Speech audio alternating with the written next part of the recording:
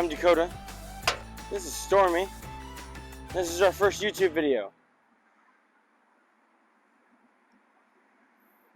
So far, so good.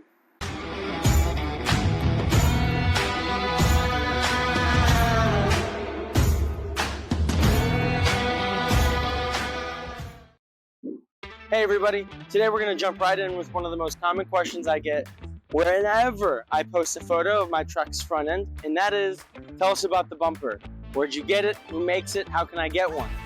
And the short answer to that is, I made it. The long answer is, it's a hybrid bumper of two different kinds of bumpers. First, the Westin Outlaw bumper. I really like this bumper because it's got a lot of options when it comes to mounting things. On the left and right sides, you have pockets for light pods, and in the center section, it comes with the brackets and the cutout for a 30-inch light bar. I have pods installed right now.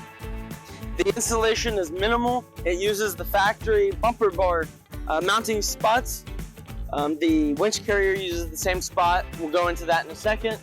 But it does pair nicely with the AEV Bison headlight filler panels. And that's where I got these. These are the AEV versions. They come black, but I had the body shop color match them white for me.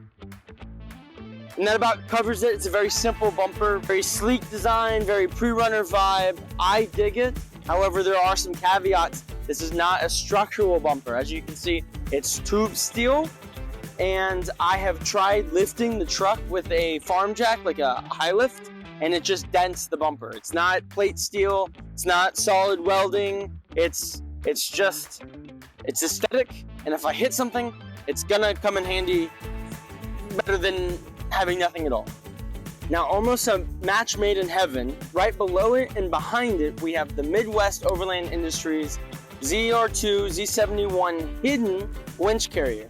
Now, this does use the exact same mounting position as the bumper, which is the factory bumper bar, but it also spreads the load down to the recovery hook mounting spots. That's a mouthful. The construction is extremely robust, very nice, thick plate steel, very heavy, and if I were to ever mess up my approach angle and ding the winch on something, the winch is completely encased both on the front and the bottom by this winch carrier. It offers ample room to carry most of your larger size store-bought winches.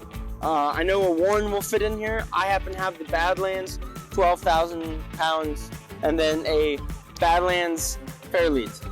Now, the working theory when I started this project, knowing that they both use the same mounting points, if I used enough cutting and grinding, if I could sandwich the winch carrier in between the bumper and the frame. So that's exactly what I did. Out of the box, the winch carrier has some gusset plates, both in the midsection as well as on top. And on top, if you leave those plates alone, you don't cut them, you don't grind them, they offer a really nice spot for mounting lights. But I cut mine off.